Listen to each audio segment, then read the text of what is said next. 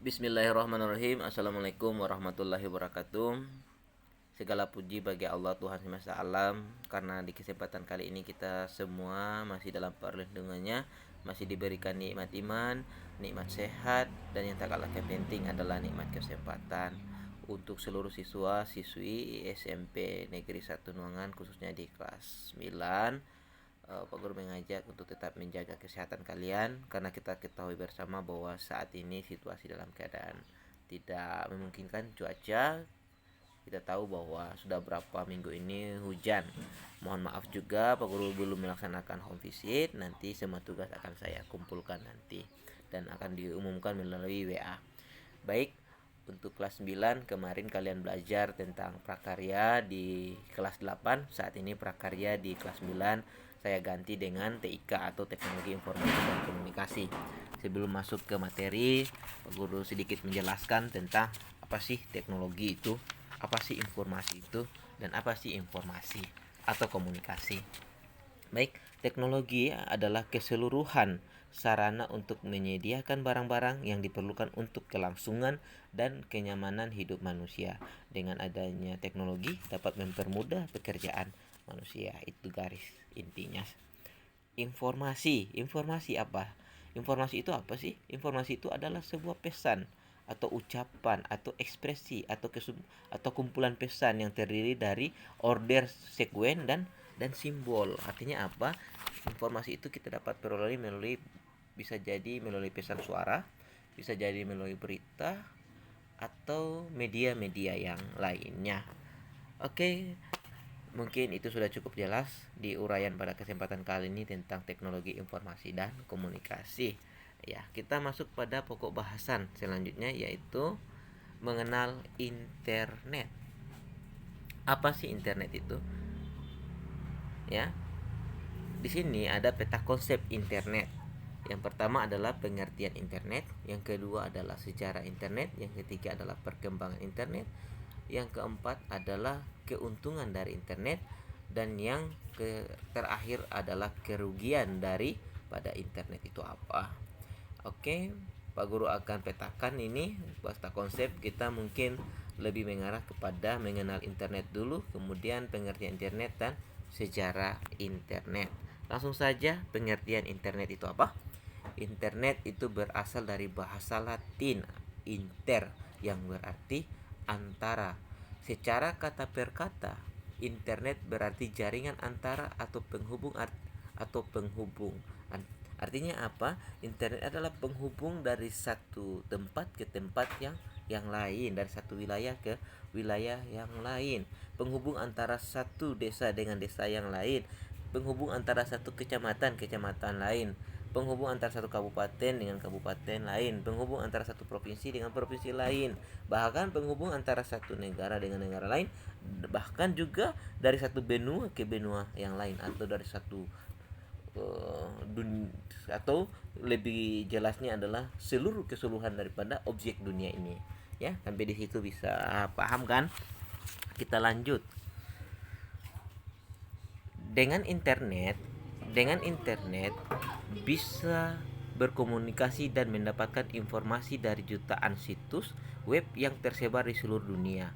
Internet seperti sebuah perpustakaan raksasa yang dapat memberikan berbagai informasi yang kita butuhkan, baik berupa tulisan, gambar, maupun multimedia. Artinya apa? Dengan adanya internet kita bisa mendapatkan sebuah informasi yang besar. Kita bisa mendapatkan informasi ya dari suatu wilayah ke wilayah yang lain. Bahkan kita bisa mengetahui keadaan suatu negara lain melalui sistem internet. Kemudian lanjut, layanan internet. Layanan internet meliputi komunikasi langsung seperti chatting, diskusi seperti email, milis, informasi yang terdistribusi seperti situs web, transfer file, FTP, serta masih banyak lagi layanan lainnya.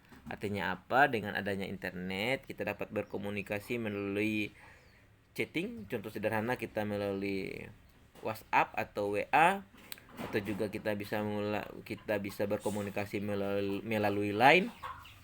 Ada juga bisa melalui Messenger yang disediakan oleh Facebook. Jadi banyak sekali alat atau media yang kita bisa gunakan untuk berkomunikasi melalui internet. Oke, kita lanjut. Langsung saja pada sejarah internet. Internet pertama kali dikembangkan pada tahun 1969 oleh Departemen Pertahanan Amerika Serikat dengan nama ARPANET atau Use Defense Advanced Research Project Agency. Hal ini dimaksudkan untuk membuat suatu jaringan komputer yang tersebar sehingga pemusatan informasi di suatu tempat dapat dihindari karena dikhawatirkan akan hancur pada saat peperangan. Dulu internet ini, Pak Guru jelaskan sedikit, hanya digunakan untuk alat-alat peperangan saja atau hanya digunakan oleh tentara.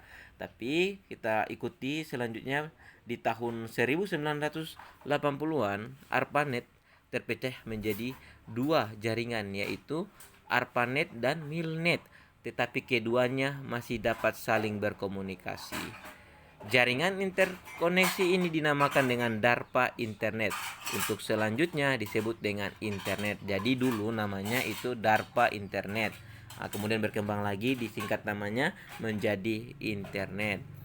Selanjutnya, internet mulai dikembangkan untuk kepentingan akademis. Jadi, yang tadinya internet hanya digunakan untuk alat-alat peperangan, saat ini internet bisa digunakan dengan kepentingan selanjutnya adalah kepentingan akademis dengan bekerja sama dengan beberapa universitas, yaitu UCLA, Universitas California, dan Santa Barbara. Atau ada juga Universitas of Utah dan Stanford Research Institute. Perkembangan selanjutnya, internet dapat diakses melalui sarana komputer pribadi atau PC atau kepanjangannya personal komputer dengan dibukanya layanan Usenet, Usenet dan Bitnet. Jaringan yang membentuk internet bekerja berdasarkan suatu prosedur atau aturan yang disebut dengan protokol. Protokol standar IP Transmission Control Protocol Internet atau Internet Protocol. Protokol ini mengatur penggunaan format data, penanganan kesalahan, lalu lintas pesan, dan standar komunikasi lainnya. Protokol mampu bekerja pada semua jenis komputer tanpa terpengaruh oleh perbedaan perangkat keras maupun sistem operasi yang digunakan. Jadi ketika komputer ini mulai ada, internet bisa digunakan. Ya, dulu Pak Guru menggunakan internet ini belum ada yang namanya Google Chrome, belum ada yang namanya Mozilla Firefox. Yang kita gunakan itu adalah Internet Explorer, dan itu saat ini juga masih bisa digunakan dan itu ada di dalam personal komputer. Lanjut. Pada tahun 1986, ARPANET mulai digantikan oleh jaringan atau disebut dengan National Scan Foundation Network atau disingkat dengan NSFNet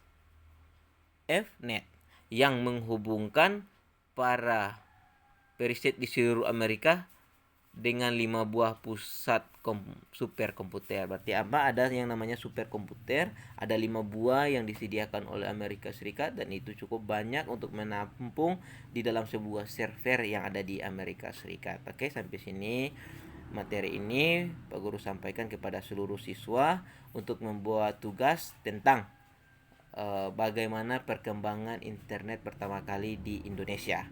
Ya, cukup sekian materi pada kesempatan kali ini. Tetap terus belajar, tetap semangat di rumah masing-masing, dan jangan lupa tetap menjaga protokol kesehatan. Ini yang perlu Pak Guru sampaikan. Untuk selanjutnya, pemetaan selanjutnya tentang keuntungan dan kerugian daripada internet itu akan ada di materi selanjutnya. Demikian, Assalamualaikum warahmatullahi wabarakatuh.